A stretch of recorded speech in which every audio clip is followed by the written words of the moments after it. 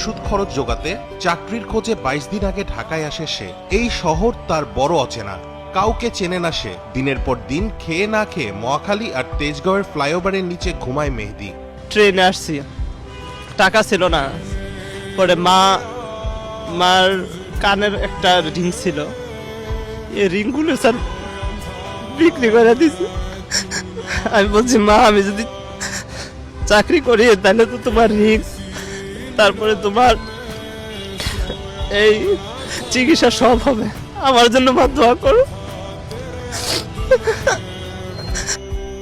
মায়ের চিকিৎসার জন্য মাসে 4000 টাকার ওষুধ লাগে। এই জন্য স্যার ঢাকাতে চাকরি করার জন্য, যে কোনো একটা করার জন্য আসছি স্যার। প্রত্যেকটা সেক্টরে গেছি স্যার, কেউ ঢুকতে দেয় না, দারোয়ানের পা পর্যন্ত জড়ায় ধরছি। আমার মা আজ বেশ কিছুদিন যাবত অসুস্থ। মার এই ডান হাতটাও প্যারালাইজ, হঠাৎ করে শক্তি আসে আবার চলে যায়, ধরতে পারে না। তারপরে মা বলে যে বাবা আমি কি ভালো হতাম না।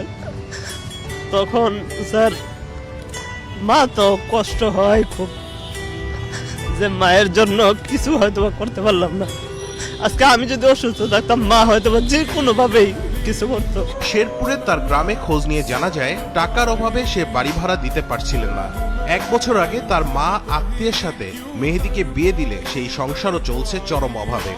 মেহেদীর স্ত্রী বলেন তাদের নতুন সংসারে এমন দিনও গেছে টানা 3 দিন কিছু না খেয়ে। মাদ্রাসার লাইনে তো দাখিল আলিম করার পরে ইংলিশে অনার্স করছিলাম। ফার্স্ট ইয়ার পরীক্ষা দিব, ওই সময় দিতে পারি নাই। মায়ের আমার যে টাকা দেওয়া হয়েছিল আমার এই ফর্ম ফিল আপ করার জন্য, ওই টাকা দিয়ে আমি মাকে ওষুধ কিনে দেওয়া ফেলেছি।